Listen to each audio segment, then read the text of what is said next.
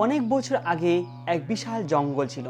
সেই জঙ্গলে মাঝখানে একটি মাথা উঁচু করে একটি বিশাল পাহাড় ছিল। সেই পাহাড়কে আশেপাশের লোকগুলো বলতো ছায়াময় পাহাড়। সেই পাহাড়ের গল্প নিয়ে আজকে হাজির হয়েছি। প্রিয় বন্ধুরা, আপনি যদি আমার এই সম্পূর্ণ ভিডিওটি দেখেন তাহলে আপনি স্বচক্ষে বাস্তবের মতো একটি সচিত্র দেখাবো আজকে। আশা করি আজকের ভিডিওটি ভালো লাগবে। সেই পাহাড়ে যাওয়ার জন্য এক ছেলে সে উদ্বুদ্ধ হলো। সে চাচ্ছিল সেই পাহাড়ে কি আছে এবং পাহাড়ের ইতিহাস জানার জন্য। আশেপাশের মানুষ ভয়ে সেই পাহাড়ে যাচ্ছিল না। সেই জঙ্গলে গেলে নিশ্চিত মৃত্যু, সেটা সবাই জানে, এজন্য ওই জঙ্গলে কেউ যেত না। আর ভয়ঙ্কর পাহাড়ে রয়েছে বিশাল বড় বড় অ্যানাকোন্ডা সাপ, যেগুলো ধারে কাছে কেউ যেত না। তো এক যুবক যখন উদ্যোগ নিল সেই পাহাড়ে যাওয়ার জন্য, সে একটি বেকের ভিতরে টর্চ লাইট, কিছু শুকনো খাবার এবং হালকা পাতলা কিছু জিনিস নিয়ে ক্যাম্প করার জন্য শুরু হলো।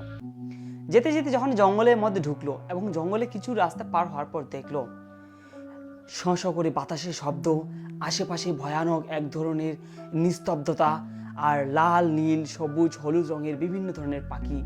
আর সেই পাখিগুলো মানুষের ভাষায় কথা বলতেছে এবং সে দেখে আরো বেশি হতভম্ব হলো। এবং সেই পাহাড়ের ভিতরে যখন সে পাহাড়ের গুহার কাছে গেল, দেখলো মস্ত বড় বড় কিছু মূর্তি, আর পিছন থেকে একটা ছায়া যেন তাকে তাড়া করতেছে। তারপর সে একটু ভয় পেল, কিন্তু ভয় তাকে কাবু করতে পারল না। তারপর সে আবার শুরু করলো সেই পাহাড়ের গুহায় ঢুকতে। পাহাড়ের একটা প্রথম গুহা পার হওয়ার পর দেখলো ভিতরে এক অরণ্য, বিশাল বড় আরেকটা জঙ্গল। সে ভাবলো পাহাড়ের ভিতর জঙ্গল, এটা কিভাবে সম্ভব? নেই সূর্যের আলো, নেই কোনো পাখির কোলাহল, শুধু গাছ আর গাছ। তারপর দেখতেছি সেই গাছের মধ্য দিয়ে এক ভয়ঙ্কর রকমের এক লাল নীল সবুজ রঙের আলো বেরিয়ে আসতেছে। সে বেশি আরো কম্পিত হয়ে গেল। তারপর সে ভিতরে ঢুকলো। যাওয়ার পর দেখতেছে বিশাল বড় এক নদী। নদীর এক পাশের পানি আলাদা, আরেক পাশের পানি আলাদা। তারপর সেই পানিতে সে একটু পানি পান করলো। তৃষ্ণায় তার গলা ফেটে যাচ্ছিল। কিছুক্ষণ পর সে আবার ব্যাক করতে শুরু করলো, কেননা সামনে নদী, সেই নদী পার হওয়া যাবে না। তারপর আসার পর সেই জঙ্গলে এক বড় ছায়া তাকে তাড়া করতেছে, যার চোখগুলো ছিল লাল লাল এবং ভয়ঙ্কর রকমের।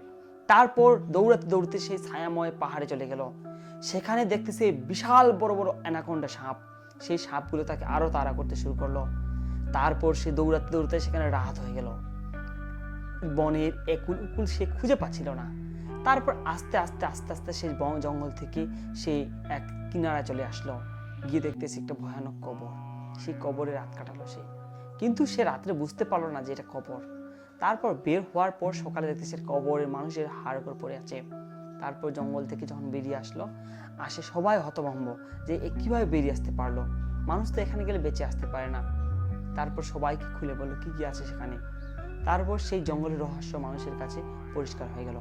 প্রিয় দর্শক, আপনাকে এই গল্পটি আপনার কেমন লাগলো তা অবশ্যই কমেন্টে জানাবেন। আর গল্পটি যদিও একটি কাল্পনিক, তারপর এখান থেকে আপনাদের বিনোদনের জন্য তৈরি করা হচ্ছে এই গল্পটির সাথে বাস্তবে কোনো মিল নেই। ভালো থাকবেন, দেখা হবে নতুন কোনো আরেকটি গল্প নিয়ে।